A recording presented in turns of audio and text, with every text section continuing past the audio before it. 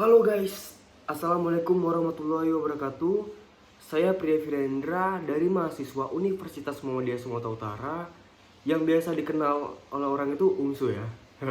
Nah, pada kesempatan kali ini saya akan menjelaskan judul yang saya pilih tentang penerapan digital marketing terhadap minat konsumen dan strategi pada usaha batu bata. Nah, kenapa nih coba yang saya pilih kayak gini?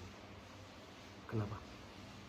Karena saya juga mempelajari juga, kita sama-sama belajar tentang usaha batu bata yang bakalan menarik untuk kita usahakan UMKM ini.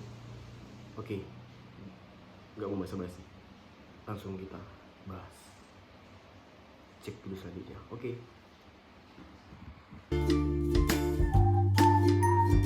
Oke, sekali lagi saya akan menjelaskan juga ini tentang strategi yang membantu masyarakat sekitar tentang usaha UMKM.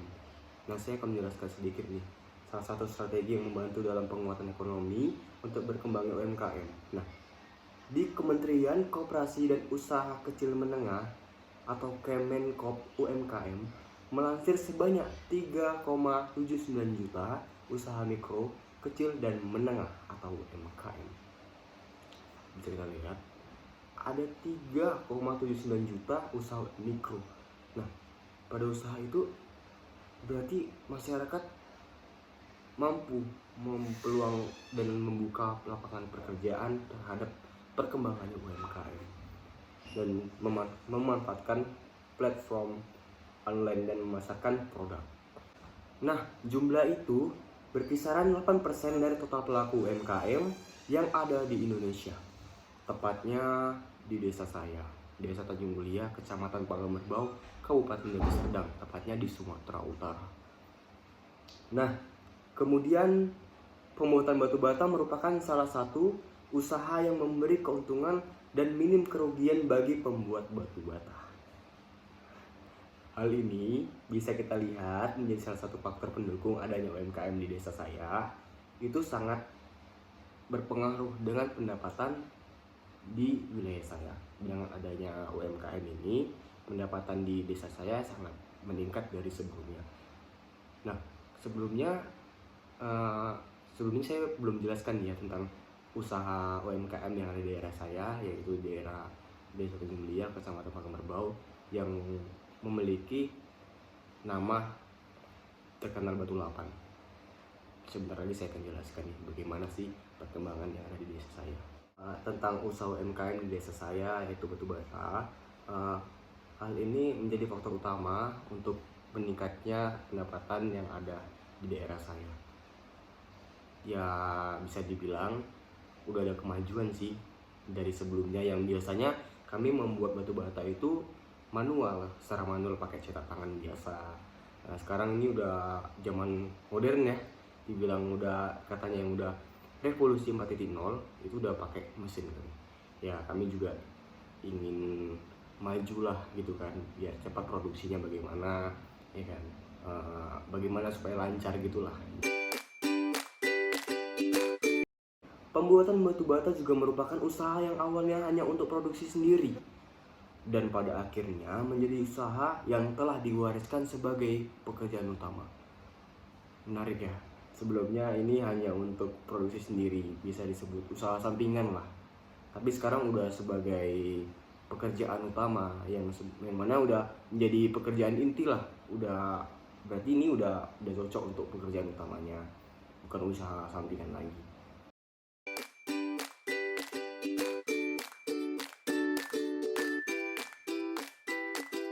Kenapa sih pembuatan batu bata ini bisa mengalami penurunan tentang produksinya?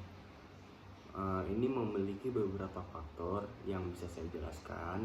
Nah, itu yang pertama itu karena tanah liatnya yang digunakan sebagai bahan pembuatan batu bata ini semakin berkurang karena musim penghujan terus, tidak ada cuaca panas. Ini juga berpengaruh tentang penghambatnya produksi. Kemudian selain musim penghujan, ini berpengaruh juga karena dampak dari pandemi COVID-19 yang juga menyebabkan penurunan nilai jual batu bata yang diproduksi. Ini sangat berpengaruh dengan tenaga kerja yang bagaimana udah masa pandemi ini kita dibatasi dengan kerja. kita juga pakai protokol kesehatan agar terjaga nih tentang kesehatan kita. Kemudian ada yang nanya lagi nih, kenapa sih harga nilai jualnya itu bisa turun, bisa naik?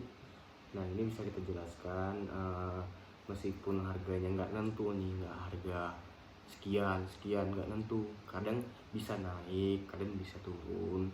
Nah, itu ya karena tadi juga, itu juga penghujan tadi, musim hujan tadi juga berpengaruh sama harga juga.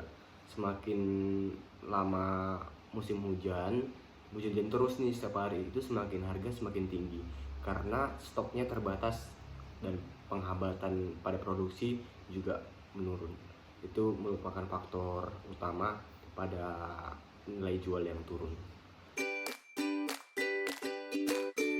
Ya, kalau misalnya harga menurun itu biasanya terjadi karena adanya persaingan yang menjual kepada konsumen itu lebih rendah dibanding harga yang kita jual.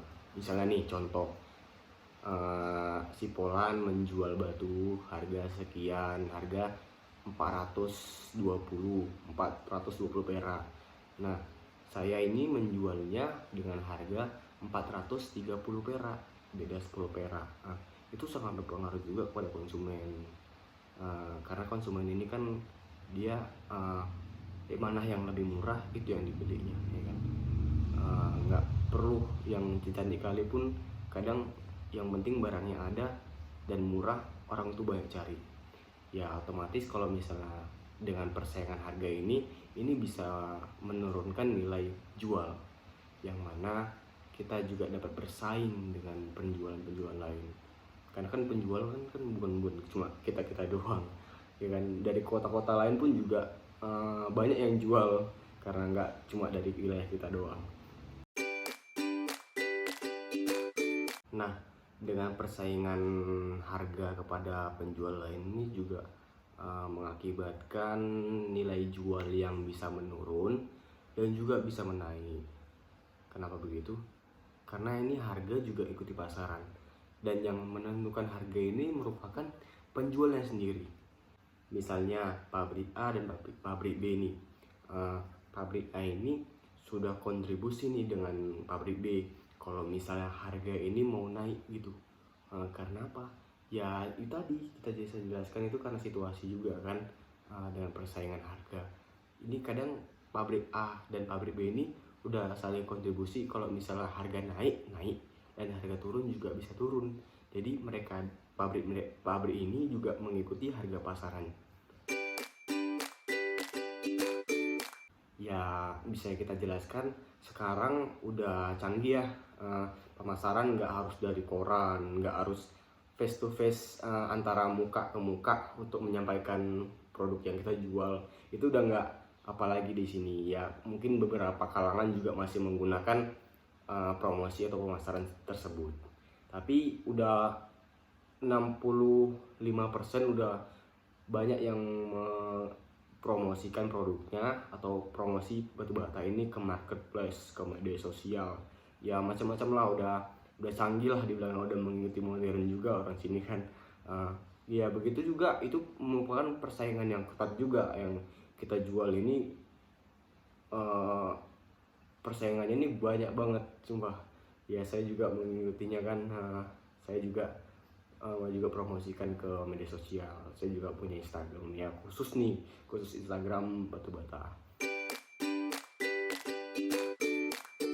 Kemudian dengan adanya digital marketing ini ya juga merupakan memiliki persaingan yang ketat juga lah. Ya banyak nih yang menjual di sosial media, menjual di marketplace, itu juga banyak, yang mana kita memiliki persaingan ketat nih. Saya jual ini, mereka yang di luar sana juga sama seperti saya menjual ini barang tersebut, ya kan. Ya tergantung rezeki masing-masing lah. Kalau mereka pandai cara mempromosikan produknya dengan cara yang berbeda, menarik, itu juga menimbulkan konsumen yang bakalan datang ke kita sendiri. Saya juga melakukan promosi di salah satu sosial media. Di Instagram saya memiliki akun jual batu bata. Ya ketik aja itu namanya nanti di pencarian di Instagram. jual batu bata underscore. Nah, itu nanti ada sendiri itu punya saya. Saya juga sedang memproses tentang pemasaran di sosial media, bahkan di marketplace saya juga mempromosikan produk gitu.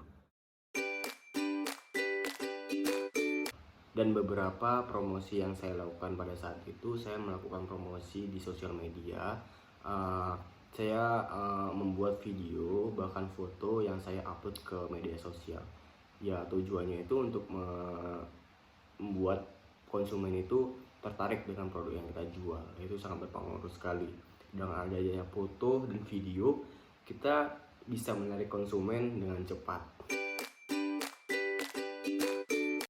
Selain itu juga bisa kita promosikan di akun-akun ternama atau yang memiliki followers banyak. Itu sangat berpengaruh waktu saya mempromosikan produk saya. Dengan dari situ banyak nih yang nanya produknya lokasi pabriknya di mana, bahkan sampai banyak juga yang menanya harganya berapa. Tapi itu kan harga sesuai sama lokasi daerahnya di mana, karena harga udah termasuk ongkos kirim. Tapi ya ini untuk wilayah sekitar Medan aja saya jual. Nah, kemudian saya kemarin itu juga mempromosikan produk saya di salah satu akun ternama di Medan. Biasanya itu akun-akun berita-berita gitu yang ternama di salah satu wilayah saya di Medan. Itu sangat berpengaruh juga sama kegiatan saya waktu mempromosikan produknya itu. Tapi walaupun dikenakan biaya, saya sangat puas karena promosinya itu memiliki viewers yang banyak. Itu juga mengakibatkan viewers tadi menonton di akun kita, dan akun kita juga bakal ramai juga karena akun yang tadi yang mempromosikan produk kita itu juga memiliki followers banyak juga. Nah, kadang kita mikir nih, kenapa sih nggak ada konsumen yang tertarik pada produk yang kita jual? Padahal kan saya udah promosi sana sini, udah saya promosikan di sosial media, di marketplace, semua udah saya promosikan. Kenapa sih tetap nggak ada yang datang untuk beli?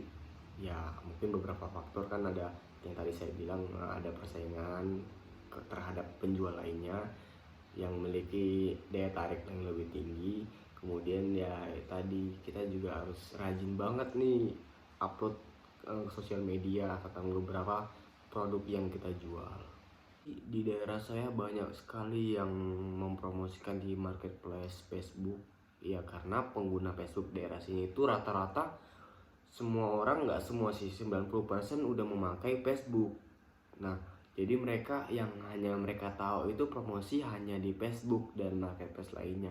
Di Instagram, di YouTube juga mereka belum paham banget nih memakainya bagaimana.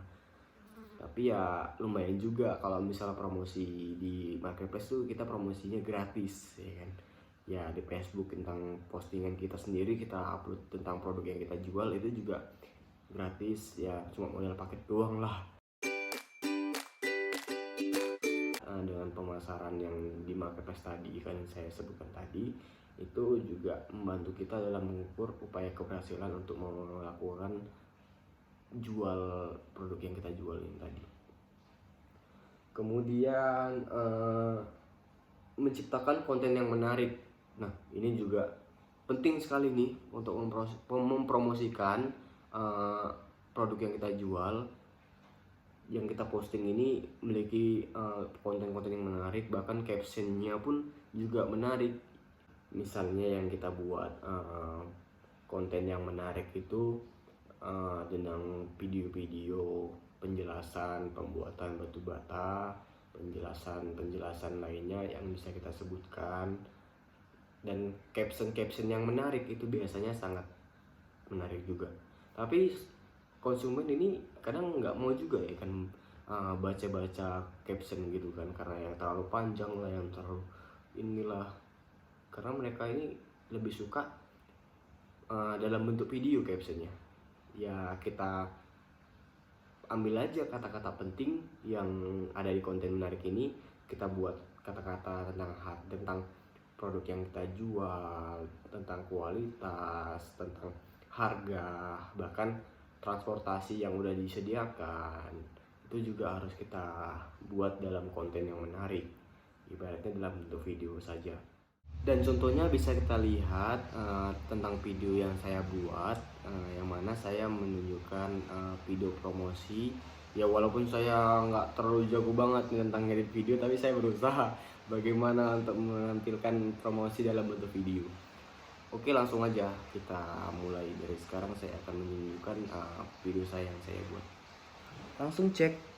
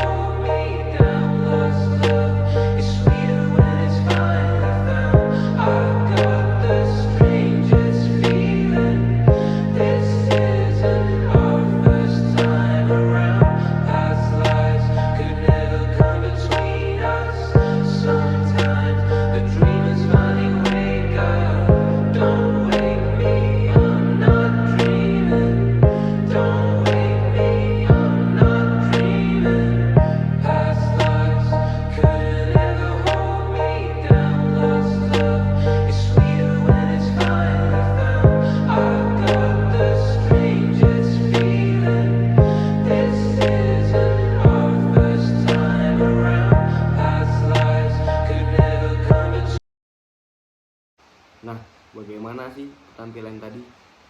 Ya bisa kalian nilai sendiri dari 1 sampai 10 ya. Kalau saya sih 5, separuhnya. Tapi saya percaya diri aja nih, tentang promosi saya yang saya buat ini, saya percaya diri aja.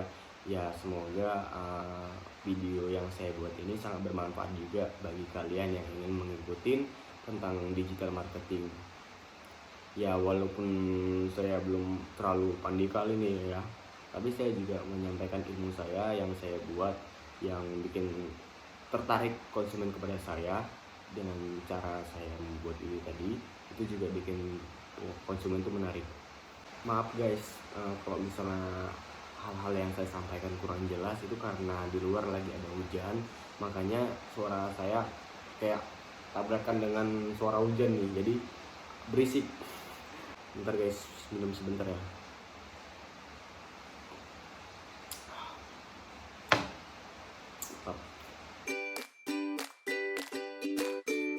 Kesimpulan pada saat ini saya akan menjelaskan kesimpulannya, yang mana dengan adanya digital marketing dan strategi pemasaran pada usaha UMKM jual batu bata ini sangat menunjang sekali dengan pengembangannya, dan mata pencarian sebagai orang sini itu sangat meningkat, dan lapangan pekerjaan juga semakin banyak. Jadi para pengangguran sudah melakukan pekerjaan yang layak di sini.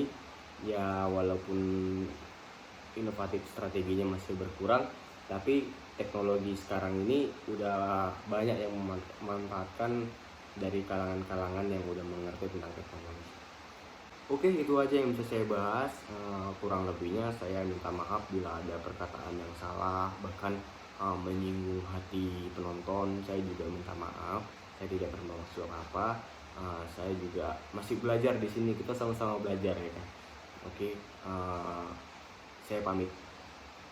Wassalamualaikum warahmatullahi wabarakatuh. Oke, semangat. Yuk, besok.